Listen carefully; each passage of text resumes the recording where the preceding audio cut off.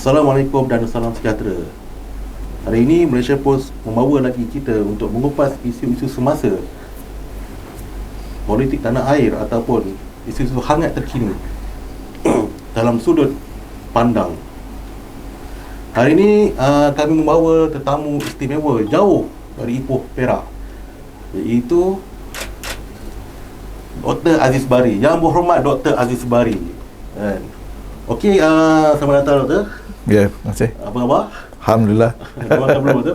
Dah makan ke belum? Sarapan dah lah. Okey, kita menyingkap sedikit latar belakang Dr. Aziz Bari ni. Yang berhormat Dr. Aziz Bari ni, beliau merupakan ahli Dewan Undangan Negeri Perak, Don Tebing Tinggi ya. Ya, saya. Dan juga naib pengurusi DAP Perak, kan. Dan yang paling best sekali, wakil rakyat kita ni, dia seorang ahli akademik, bekas pensyarah Universiti Islam Antarabangsa. Ya. Dan tajuk kita pada hari ini, bicara kita tentang implikasi darurat kepada politik dan negara. Boleh tak kita bincang? Ya. Baik. Okey, kita seperti yang kita tahu YB, apa tu? Kita sekarang ni telah dalam perjuangan yang panjang. Sejak Mac tahun lepas kita telah menjalani perintah kawalan pergerakan PKP untuk menentang wabak COVID-19 lah kan. Lepas tu PKPD, PKPB, PKPP dan awal bulan Januari 13 Januari kita sekali lagi PKP. Tiba-tiba tak macam mana kan, tanpa ada serangan daripada musuh luar negara, tanpa pertumpahan darah, tanpa, tiba-tiba Perdana Menteri kita mengisytiharkan darurat, proklamasi darurat. Adakah darurat kat Malaysia ni ada macam-macam jenis? YB, cuba YB terangkan semua. Ya, darurat yang darurat dalam arti ataupun kefahaman biasa ya, ialah suatu keadaan yang luar biasa yang boleh dikatakan sebagai sesuatu yang menghalalkan yang kebiasaannya haram, ataupun mengharuskan atau membolehkan sesuatu yang pada keadaan biasa tidak dibenarkan. Jadi dalam konteks kerajaan ya, darurat ini memberikan kerajaan itu suatu otoriti, satu kuasa yang lebih lah, yang pada kebiasaan ataupun pada keadaan biasa tidak, ataupun di luar ataupun tak ada dalam tangan kerajaan. Jadi itu sebenarnya maksud darurat itu. Jadi walaupun kita sering membayangkan darurat ni macam ada letupan bom, rampasan tentera kuasa dan sebagainya seperti yang berlaku di Myanmar, ataupun perintah berkurung dan sebagainya. Tetapi sebenarnya apa yang ataupun darurat dalam konteks perlembagaan negara ialah soal ataupun satu keadaan di mana kuasa yang tidak ada pada keadaan biasa diberikan kepada kerajaan, kepada parlimen, dan ini yang sebenarnya menjadi satu perdebatan hangat di luar sana lah. Mengapa ataupun kenapa ada yang berpandangan bahawa dia tidak perlu ataupun keterlaluan ataupun tidak relevan dalam menangani pandemik COVID-19 ini. Maknanya darurat kita ni berbeza daripada darurat tahun 1948 tu. Ya, berbeza, tetapi sebenarnya masih dalam kerangka yang sama, sebab darurat ini sebenarnya suatu kuasa ataupun suatu peristiharan yang boleh dikeluarkan sama ada dalam peperangan, huru-hara, kecelakaan ekonomi, perubahan iklim dan sebagainya. Dan kita sebenarnya pun sebelum ini pernah jerebu ya. Jadi mungkin yang menjadi kritikan ataupun yang menyebabkan orang berasa bahawa tak perlu tu ialah kerana yang pertamanya mereka melihat bahawa pandemik ni boleh ditangani dengan PKP dan lain-lain lah. Satu. Yang keduanya, kalau kita berbalik kepada darurat jerebu tadi, maknanya dia diisytihar secara spesifik, secara khusus. Jadi sekarang ni bila sudah menyangkut ataupun turut sama umpamanya tidak membenarkan ataupun membekukan persidangan parlimen dan sebagainya, itu yang menjadi perdebatan sebenarnya. Ya.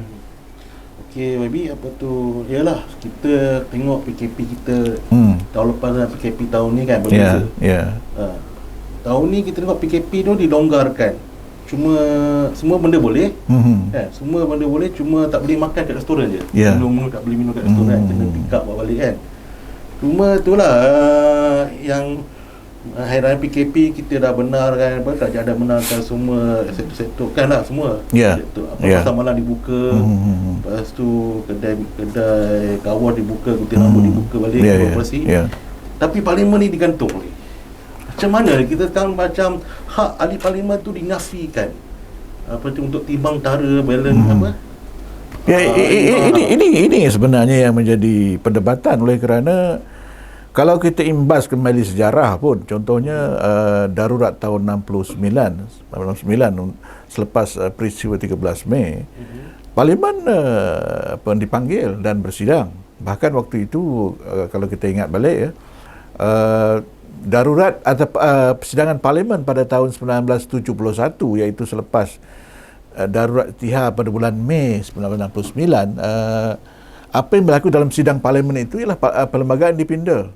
Jadi artinya darurat tidak semestinya menggantung parlimen, ataupun darurat tidak secara automatik menggantung parlimen. Cuma yang berlaku sekarang ini ialah di bawah perisian darurat yang diisytiharkan oleh Yang Bertuan Agong itu telah dibuat suatu ordinans, satu undang-undang oleh kerajaan yang dinamakan Ordinan Darurat Kuasa-Kuasa Perlu 2021, yang antara peruntukan yang ada di situ, terutamanya Section 11, ialah dia membekukan ataupun tidak ataupun dia secara sementara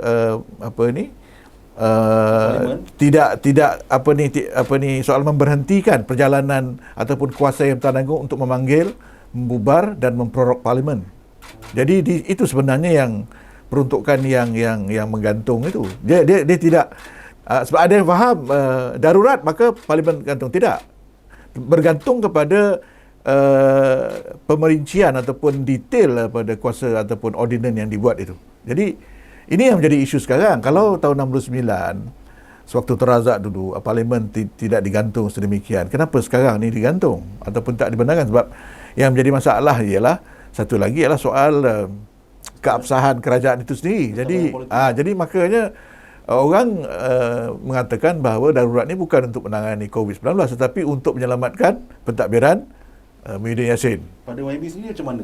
Adakah darurat ni untuk sebab benda itu boleh dibaca begitu.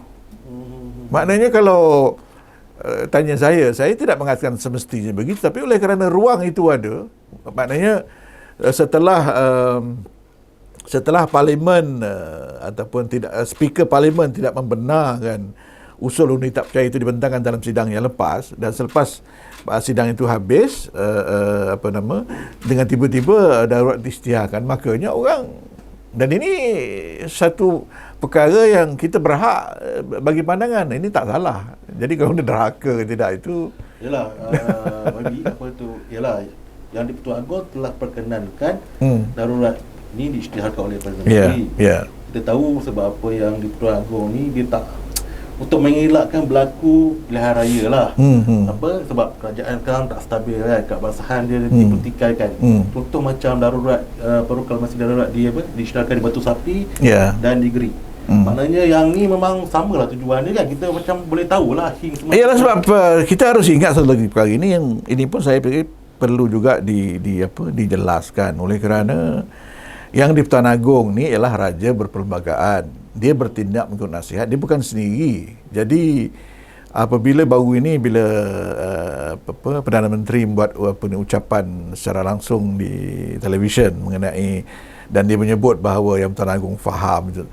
Jadi soalan kita ialah apakah Yang Bertuan Agong yang memerintah ataupun kerajaan ini harus difahami. Ini prinsip asas, prinsip pokok, dan saya ada sebut di satu FB yang lain bahawa Tan Sri Muhyiddin sebagai seorang ahli parlimen sejak 1978, lebih 40 tahun, takkan tak faham prinsip yang pokok ni. Artinya dia tidak boleh menyeret Yang Bertuan Agong dalam persoalan yang dibangkitkan oleh rakyat. Sebab yang pastinya ordinan yang saya katakan tadi itu ialah ordinan yang dibuat oleh kerajaan, bukan yang dibuat oleh Yang Bertuan Agong.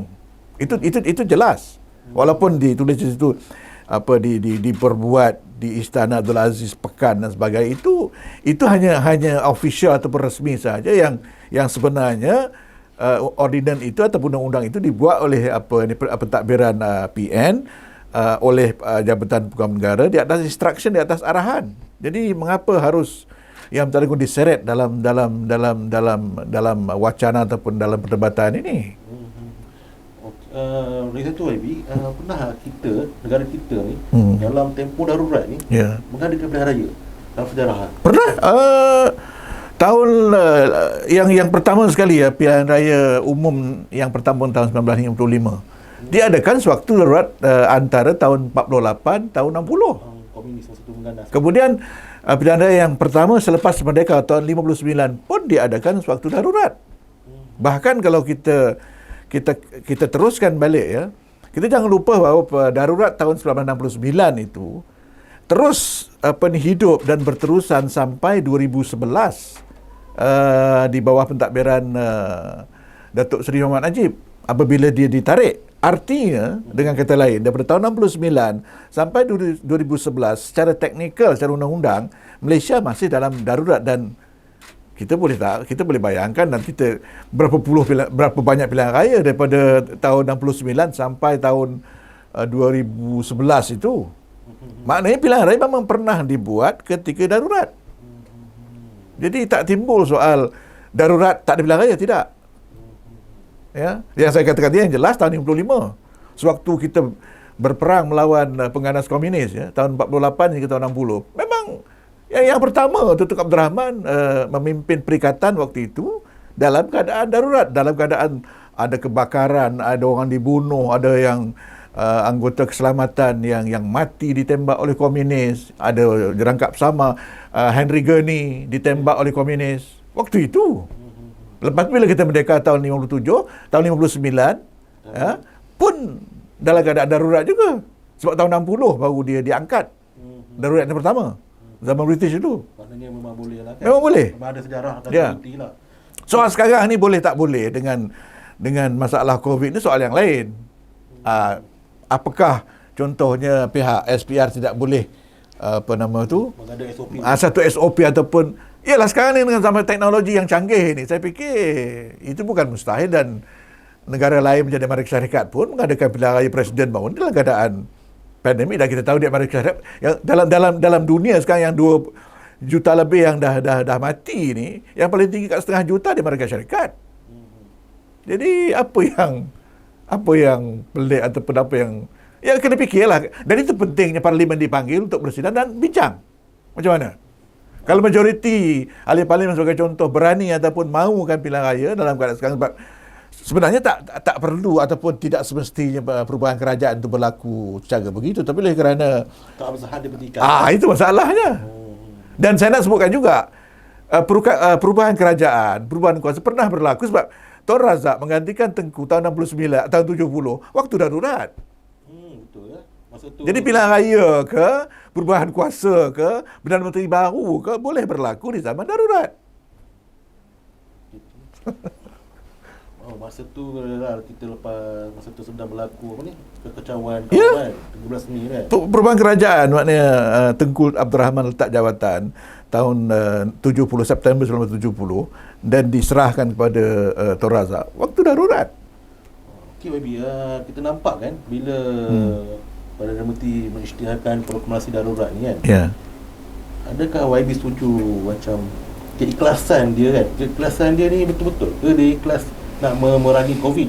Sebab semalam Lim Kit Siang telah membagikan selama 4 minggu ni jawatan kuasa yang belum penasihat. Penasihat belum ditubuhkan.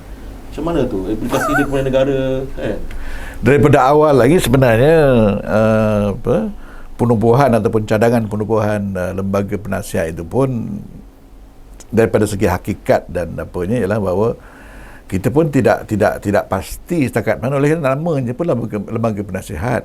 Jadi artinya nasihat ataupun syur itu boleh diterima, boleh ditolak. Satu, yang keduanya oleh kerana Perdana Menteri dan Kabinet masih lagi wujud dan masih berfungsi, dan ini disebut dalam ordinan itu sendiri, maknanya lembaga ni macam melukut di tepi kantang lah. Kalau kecuali bezanya tahun 69 itu bila ada mageran, itulah cerita lah, maksudnya kabinet tidak ada masa itu. Dia macam melepaskan batu di tangga. Itulah. Dan sampai sekarang belum lagi dilantik. Walaupun pembangkang telah dah bagi nama. Ya. Maknanya kalau implikasi kepada negara ni, sekarang segala keputusan yang dasar-dasar kerajaan tak perlu lagi dibawa ke parlimen kan. Maknanya kerajaan pemerintah ni boleh membuat keputusan sewenang-wenang je tentang dan yang seperti yang kita nampak, dia boleh buat undang-undang tanpa ke parlimen. Itu yang ordinance. Cuma namanya bukan akta, namanya parlimen. Namanya ordinance. Ordinance dibuat oleh kerajaan. Jadi ini yang cantik kalau saya Perdana Menteri, saya pun suka macam itu kan. Saya tak payah panggil parlimen. Katakan hari ni ada problem, okey kita buat tulis, okey hantar kepada Jabatan Hukum Negara, lepas tu digazetkan dan jadi undang-undang, tak payah ke parlimen. Itu yang jadi masalah dengan darurat ini. Jadi berapa lama? Kita tak tahu berapa. Tak tahu itu. Dan tidak ada langsung check and balance. Sebab kalau benda ni melalui proses biasa, sebagai contoh kalau dibawa ke parlimen, katakan kita nak bawa satu round undang-undang, satu bil, akan melalui bacaan pertama, bacaan kedua, peringkat jawatan kuasa dan bacaan ketiga. Dan mungkin kalau umpamanya pihak ahli parlimen tu tidak yakin, mungkin ditolak. Tapi kalau ordinance tadi ni kita buat dan terus jalan macam diktator lah pada hakikatnya. Itu yang jadi problem ataupun persoalan besar kita pada darurat. Itulah jadi check and balance tak ada. Tak ada. Sewenang-wenangnya boleh. Sebab itu yang sekarang ni umpamanya jadi satu forum katakan semua ulama-ulama ini satu kerja saya ingat yang memalukan, sebab kita bukan menolak keperluan sesuatu yang drastik, tapi soal sekarang ini tak ada langsung check and balance, tak ada break, dan sampai bila. Dan itu yang dikatakan tu isunya pandemik 19, COVID-19, tetapi kenapa nak gantung parlimen? Apa perlunya? Tapi sebenarnya ada kebaikan juga untuk kerajaan bila diisytikan darurat ni, macam kerajaan boleh menggunakan ada akta manakala kita kerajaan ni kalau perangai ni tak cukup, kita boleh kerahkan untuk terus membantu. Okey, tak apa, boleh kita pertimbangkan benda itu. Tapi soalnya sekarang adakah sampai ke peringkat itu? Adakah kaki tangan kerajaan ni degil benar? Bukan? Jadi itu berbalik kepada tadi itu. Kita berasa bahawa PKP biasa pun boleh menangani soalan ini. Maknanya kalau ini macam kita nak bunuh lalat dengan guna tukul besi ke, pakai penyapu lidi pun boleh mati. Demi negara takkan kaki tangan. Dan masalah sekarang persepsi dan tanggapan pelabur asing. Itu saya difahamkan bahawa kalangan atasan yang ada syarikat-syarikat besar dan sebagainya dengan adanya isu dengan darurat ini menyebabkan satu gambaran yang negatif, ya. Dan memang ternyata kita sudah ketinggalan di belakang berbanding dengan Singapura, Indonesia dan hatta Vietnam dalam menarik FDI, foreign direct investment. Seperti bekas Perdana Menteri Datuk Seri Najib kata, banyak pelabur yang dulu melabur di Malaysia telah betul ke Indonesia. Sebab pada dia senang saja. Kita orang kata ada pilihan, sama ada boleh ke Singapura atau ke Indonesia dan Vietnam, nak datang sini buat apa? Itu yang saya bila baca pagi ni satu komen dalam satu media atas talian mengatakan bahawa Malaysia is a sick man of Southeast Asia. Saya menggigil, saya takut sebab kesannya lah masalah ekonomi, dan ini akan menyebabkan syarikat tutup, orang hilang pekerjaan, dan kalau dah begitu siapa nak bertanggung jawab? Yalah, bila hilang ni pindah ke Indonesia, betul, beribu-ribu pekerja kita hilang. Mungkin suatu hari nanti kita pula kena berhijrah. Ini masalahnya.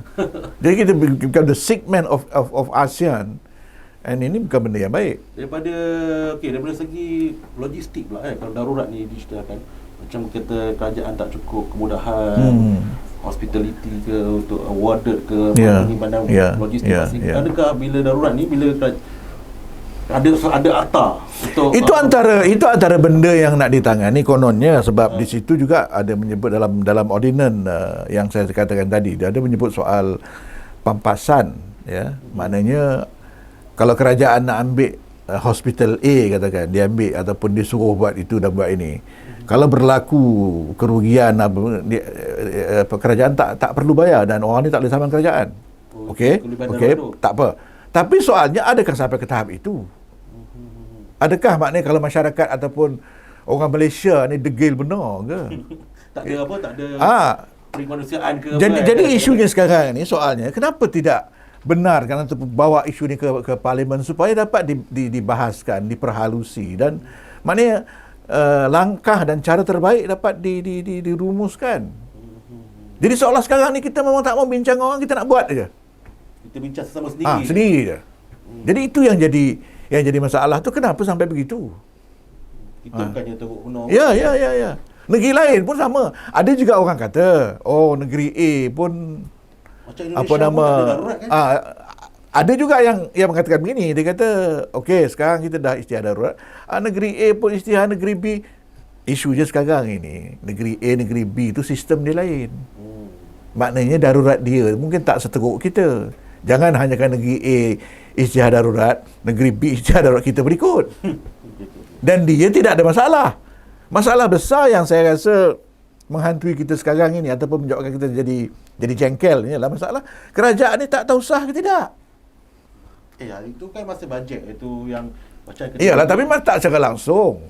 Kan mereka bajet telah diluluskan tu, tapi yalah tak secara langsung, indirect. Kenapa dia tidak berani? Tak stabil lah, kualiti dia beza kan. Kita jangan lupa waktu Datuk Hussein On waktu itu mengambil alih daripada Tun Razak yang meninggal di London. Selepas dia dilantik Perdana Menteri, dia pergi ke parlimen dan dia minta undi percaya. Disahkan bahawa walaupun dia untuk menggantikan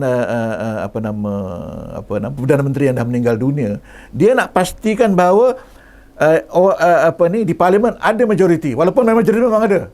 Maknanya waham syak ni tak ada dah.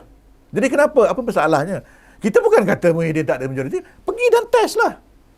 Ada tak ada, biasalah. Dalam perlembagaan tak ada majoriti, tak jawatan. Macam Peja buat itu benar kan? Itu isu dia. Sebab masalahnya sekarang ni bila isu ni diragui, keyakinan itu. Pelabur pun ragu. Pelabur satu hal. Yang dalam ni saya rasa masalah sekarang ni antara yang barangkali yang berlaku yang kita tak sebut ialah soal kaki tangan awam percaya ke tidak anda ni. Jadi masalah sekarang ni orang yang bagi order, bagi perintah ni, kita tak tahu sah atau tidak. Dan benda ni tak boleh pergi ke mahkamah. Dan ada orang kata, Podikson, dia kata dia ada lebih. Sekarang ni dia cakap dah lebih. Itu isu dia. 124 ke? Betul. Tapi bukan nak kata dia betul tak, maksudnya test lah. Betul. Test. Bukan masalah saya kata Podikson betul tak? Test. Mengapa dia lari? Kenapa sekat? Tapi baby masa bajet itu dia nampak Podikson tak ada macam mana tu. Tiba-tiba ada pula. Tak masalah sekarang ni dia dah kata begini. Maksud sekarang ni orang kata simpelnya the ball is at the Istana Negara Scott. Maknanya ini kerja Tan Agong, bukan kerja dia. Cuma dia kata, okey saya katakan saya ada 120. So pulang pada Tan Agong untuk pastikanlah bagi cari orang ni. Tengok SD dia tidak. Ini tak dibuat lagi. Satu, yang keduanya, daripada awal lagi Tan Sri Muhyiddin kita tak tahu berapa dia ada. Daripada awal lagi ini dalam demokrasi satu perkara yang kita harus kena ada ketulusan. Sebab itu kalau di London atau di UK, Queen dilantik Perdana Menteri, kita tahu dia ada majoriti berapa.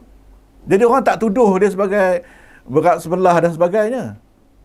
Ini isu ataupun ini perkara yang nak kita ketengahkan, bukan soal kita nak pro Podikson ataupun benci dengan Pagoh, tak. Itu isu sekarang kita nak kerajaan yang sah. Buktikan. Ya. Lepas itu kalau dah sah tu, apa saja yang dia buat, maknanya kita tak persoalkan lah. Ini sekarang ni, sudahlah dia menjadi relevan pun menjadi isu. Kemudian, yang buat itu. Yalah, sebab hari itu kata masa bajet diluluskan 112, 111. Nazri Aziz dah tarik diri. Lepas tu yang Ali Panjang macam tarik diri. Patutnya, yalah, dah itulah pasalnya Tan Sri Muhyiddin mungkin kita dapat tahu apa, darurat ni bersifat politik kan. Sebelum tu sehari sebelum tu dia isytiharkan PKP. Lepas tu bila dapat tahu wura-wura ada berlaku dia tidak cukup majoriti, pagi besoknya tiba-tiba isytiharkan. Itu sebenarnya. Jadi maknanya kita nak sesuatu macam sedikit sebanyak kejujuran lah. Maknanya kita nak merentahkan. Ini yang jadi problem nanti. Mana tahu satu ketika nanti timbul katakan hari itu dilantik tak ada majoriti kan dah susah nasi aja bubur kan. Takkan nak dipusing balik, benda dah tak boleh dah. Okey, maybe kalau pasal darurat proklamasi darurat ni boleh ke dicabar di mahkamah ke? Pengisytiharan. Cabar boleh, tinggal lagi soal perlembagaan macam mana? Berjaya atau tidak soal lain lah, sebab saya kena sebutkan juga bukan untuk dicabar. Sebab kita yang peruntukan dalam perlembagaan sekarang dah dipindah banyak kali dah. Jadi maknanya yang peruntukan 150 dan segala pasal-pasal yang di bawah tu bukan asal lagi dah. Maksudnya di sana mungkin ada juga masalah tak sah dan sebagainya, sebab sekurang-kurangnya dah 2 atau 3 kali dipindah sejak merdeka benda ni. Antaranya ialah mengenepikan soal cabaran di mahkamah. Cuma satu perkara yang saya nak sebutkan ialah kalau umpamanya nasihat tu nasihat yang tak betul satu, ataupun nasihat tidak diberikan oleh orang yang berhak, ini dah lain daripada apa yang dimaksudkan. Maksudnya apabila perlembagaan mengatakan bahawa keputusan yang di Pertuan Agong itu tak boleh dicabar, itu maksudnya dia punya jangkaan ataupun andaian ialah bahawa kerajaan-kerajaan yang sah. Makanya dia nasihatkan di Pertuan Agong harus diikut, dan maknanya tak timbul soal itu. Tetapi kalau kerajaan ni tidak ada keabsahan, tidak legitimate, ya. Jadi nasihat itu sah atau tidak? Ini isu dia. Oh, yalah. Kan? Ada berbeza di itu situ. isunya. Maksudnya Jadi tak ada timbul, tak boleh dah nak dicop orang tu derhaka. Tidak. Macam ada individu. Siapa ke? Ada yang dia cabar. Itu saya awal tadi katakan bahawa sebagai raja berperlembagaan, segala tindak tanduk agung itu bukan tindak agung personal. Jadi maknanya soal derhaka tak timbul sebenarnya. Okey, berbanding dengan warkah, kita cakap pasal apa, Datuk Seri Anwar Ibrahim kan, dia menghantar warkah lah untuk supaya yang di Pertuan Agong mempertimbangkan untuk tarikh balik Tapi ada pihak-pihak ni dekat membuat laporan kata dia menderhaka. Maknanya macam mana tu? Apa pandangan YB? Adakah saya rasa dalam beberapa hari yang lepas Podiksen ada sebut, maknanya dia tak reti bahasa ke siapa Menteri Dalam Negeri, sebab merayu memohon yang Pertuan Agong untuk menimbang semula masalah, dan kita pun tahu dah memang sebelum ini Raja-Raja Melayu tak setuju, tak berkenan dengan darurat itu. Cuma kita terkejut dengan tiba-tiba boleh pula. Hanya ada unsur politik kat situ. Di situ maknanya yang kita nak katakan ialah bahawa pertimbangan dan semakan semula itu boleh dibuat. Dan itu yang Pertuan Agong punya prerogatif itu. Maknanya siapa yang orang lain ni yang nak mengatakan kita kurang hajar ataupun derhaka dan sebagainya. Kalau yang Pertuan Agong berkenan lah. Kalau taklah itu saja. Takkan dia meminta atau memohon dan merayu ni satu derhaka.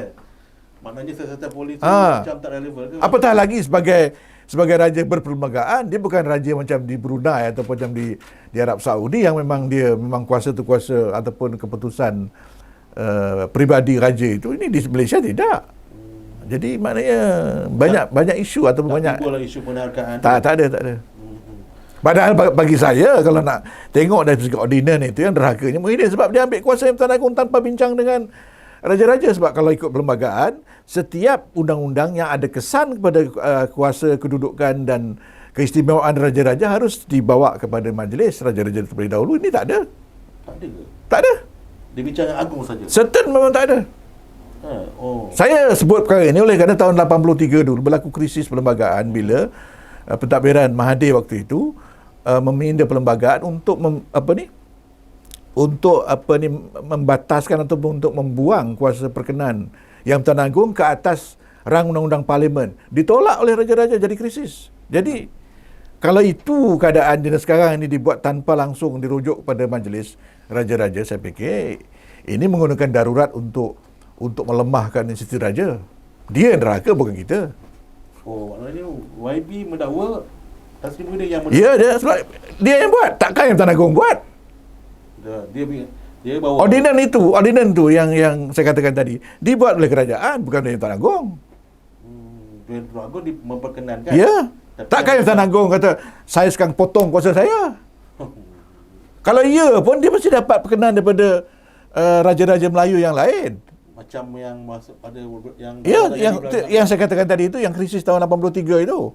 Maksudnya waktu itu Parlimen meminda peruntukan tentang kuasa perkenan kepada rang undang-undang di Parlimen dan ditolak oleh raja-raja.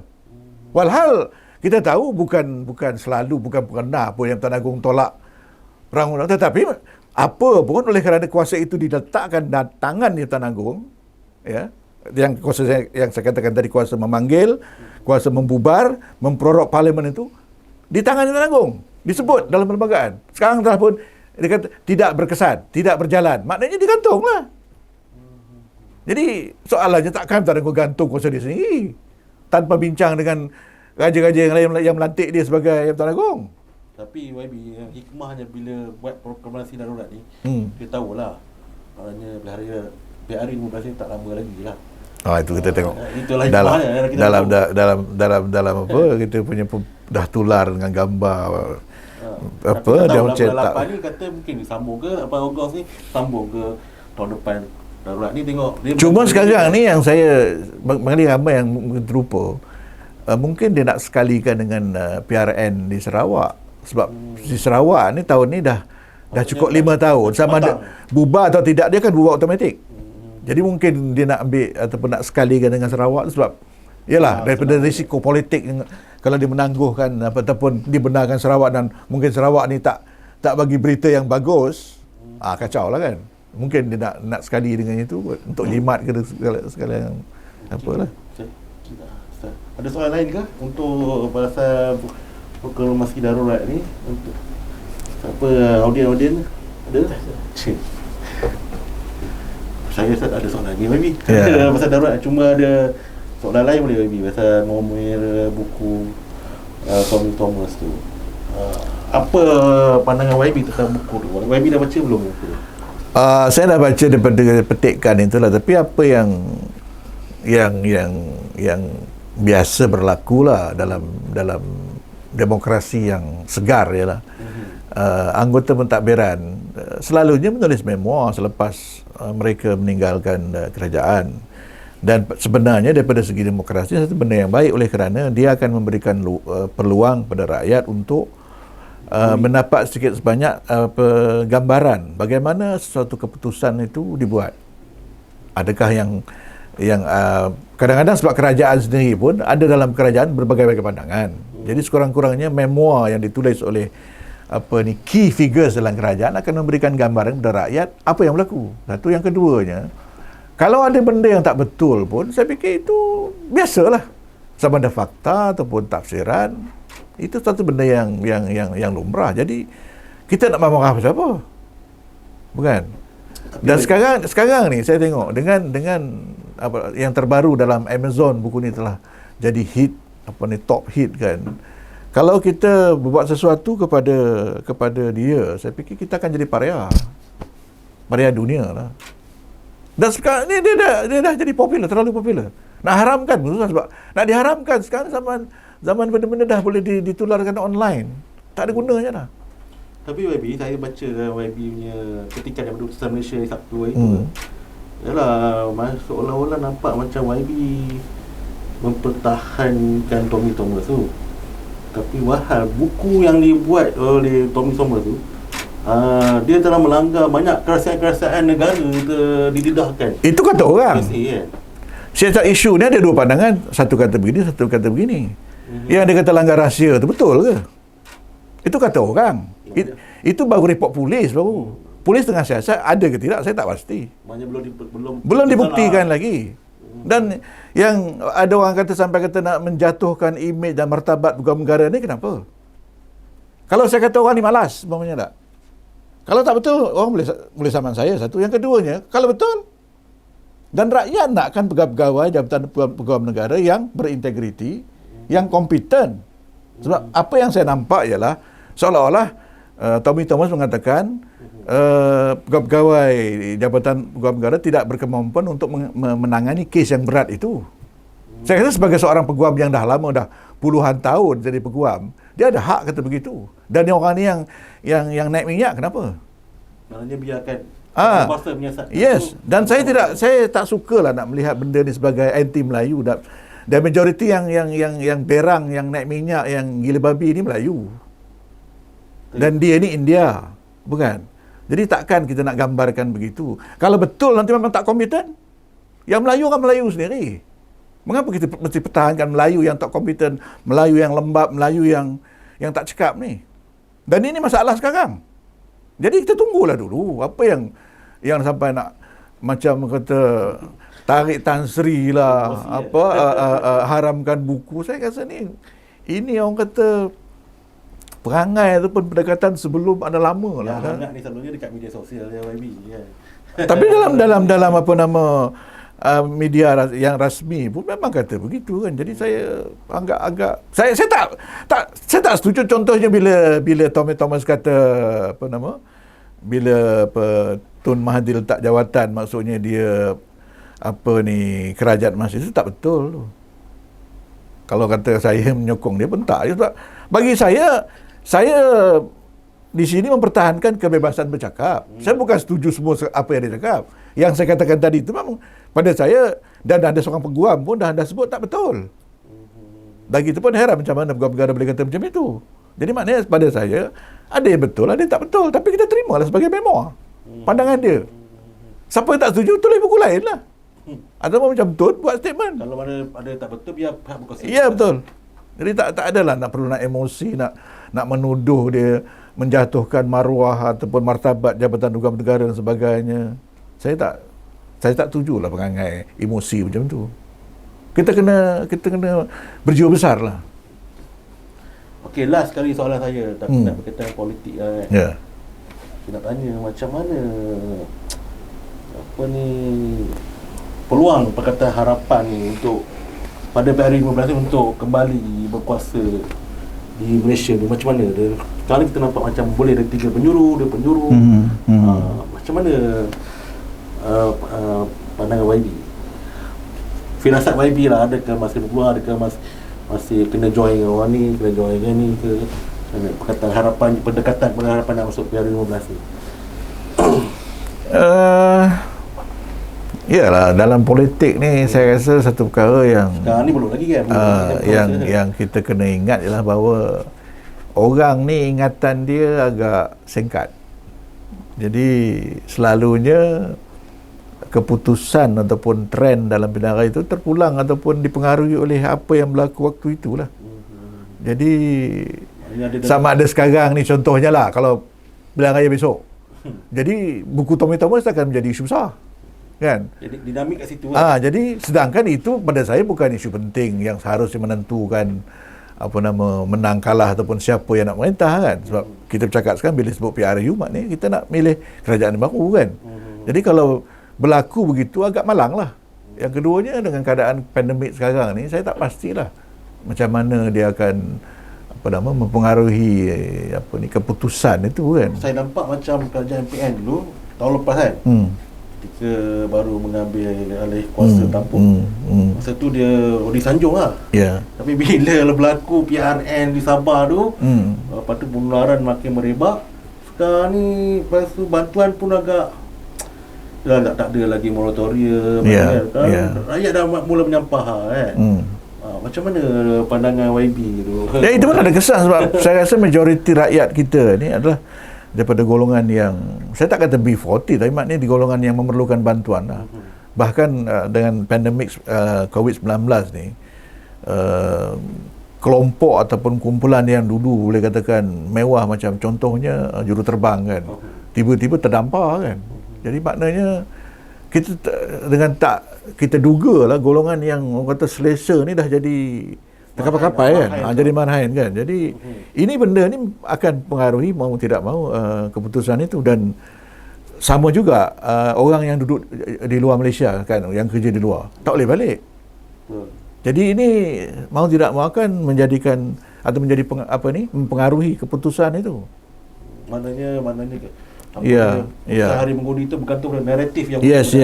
Walaupun saya fikir ada perkara lain seperti yang dulu, contohnya kita bercakap soal SPR, mungkin benda tu dah tak terlalu ataupun bukan benda yang macam kita risau macam dulu lah kan. Sebab kalau kita ingat balik 2018 tu masih lagi dikendalikan oleh SPR yang lama kan. Jadi sekarang ni SPR yang baru ataupun dah ada nilai dengan cara baru kan. Tapi maksudnya walaupun mungkin kita sebut benda yang negatif tadi itu, mungkin ada benda lain yang barangkali ini lebih baik dan mungkin lebih kredibel lagi pilihan raya tu. Okay, YB ni soalan last kali ni. Last bonus. YB ni tak ada bercita ke nak pergi ke peringkat parlimen, bertanding parlimen di kursi parlimen? Itu bergantung pada parti lah. Bergantung pada parti, sebab di peringkat negeri pun sebenarnya ada kerja dan juga banyak isu lain yang perlu kita tangani. Jadi kita ni pemain aja, kita bukan manager kan. Jadi ikut ikut keputusan pengurus lah. Sedang masih ada banyak lagi apa nak bidak-bidak nak catur lagi. Ya. Okey, saya rasa kita sudah sampai ke penghujung rancangan. Terima kasih kepada Yang Berhormat Dr. Aziz Bari kerana sudi hadir ke studio kami yang tidak seberapa ini. Okey, tiada apa lagi semua. Assalamualaikum, terima kasih, jaga diri, stay safe.